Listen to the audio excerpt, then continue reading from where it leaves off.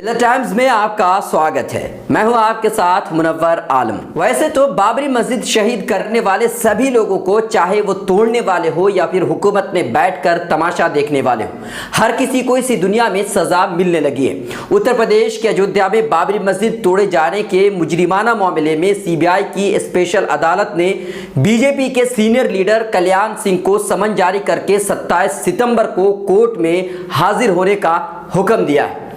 Special जज सुरेंद्र कुमार यादव ने bar council के मेंबरों की इत्तला पर खुद से नोटिस लेते हुए यह हुक्म जारी किया है। बार काउंसिल के मेंबरों का कहना था कि कल्याण सिंह अब गवर्नर के ओहदे से रिटायर हो चुके हैं। गुज़िश्ता 9 सितंबर को सीबीआई ने खुसूसी अदालत से इस मामले में कल्याण सिंह को तलब करने की मांग की थी, यह कहते हुए कि कल्याण सिंह अब आईनी ओहदे पर नहीं है, इसीलिए उन्हें इस मामले में बतौर मुल्जिम समन किया जाए। इस मामले में कल्याण के खिलाफ भी चार्जशीट दाखिल है, लेकिन गवर्नर होने के नाते उन पर इल्जाम तय नहीं हो सका था। तब खुसूसी अदालत ने सीबीआई को इससे जुड़ी सबूत पेश करने के लिए कहा गया था। 11 सितंबर को सीबीआई ने सही मालूमात दाखिल नहीं कर सकी थी, इसीलिए कहा था कि अभी उसे इस सिलसिले में हेडक्वार्टर से कोई नोटिस नहीं मिली है, इसीलिए वक्त दिया जाए। 16 सितंबर को भी सीबीआई दुरुस्त मालूमात फराहम करने में नाकाम रही।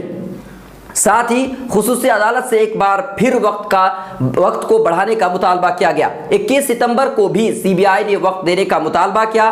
23 मई 2017 को इस मुजरिमाना मामले में सीबीआई की खुसूसी अदालत ने बीजेपी के सीनियर लीडरों लाल कृष्ण आडवाणी, मुरली मनोहर जोशी, उमा भारती, विनय कटियार और विष्णु हरि डालमिया पर ताज़ीरात हिंद दफा 120 के तहत इल्जाम तय किए थे। उसके बाद केस में समाअत शुरू हो गई।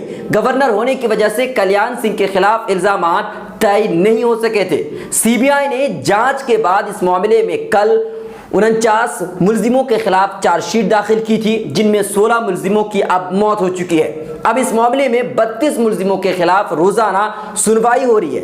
इस्तिगासा की जानिब से अब तक करीबन 336 गवाह पेश किए जा चुके हैं। 19 अप्रैल 2017 को सुप्रीम कोर्ट ने एक हुक्म जारी करके इस मामले की सुनवाई 2 साल में मुकम्मल करने का हुक्म दिया था। हालांकि अभी हाल ही में अदालत ने यह मुद्दत 9 महीने के लिए बढ़ा दी है।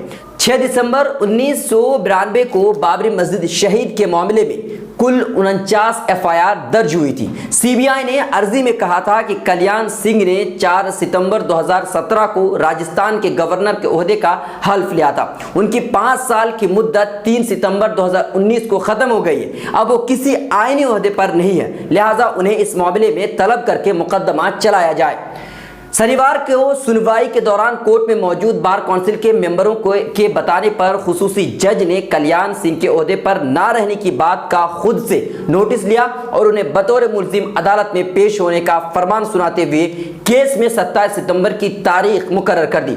हम आपको बता दें कि बाबरी मस्जिद को शहीद करने की नाकाम कोशिश 1990 में भी हुई थी। उस वक्त सीएम मुलायम सिंह थे।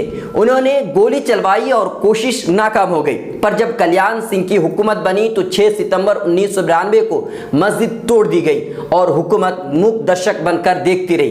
अब वक्त आ चुका है कल्याण सिंह का। क्या कल्याण सिंह मुजरिम है? अब वक्त ही बताएगा।